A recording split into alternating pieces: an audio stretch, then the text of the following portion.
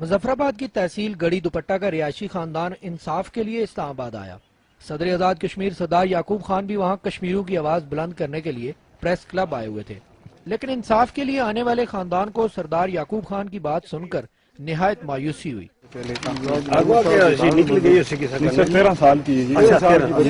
صدر آزاد کشمیر کی جانب سے ان الفاظ پر بچی کے والدین اشک بار ہو گئے۔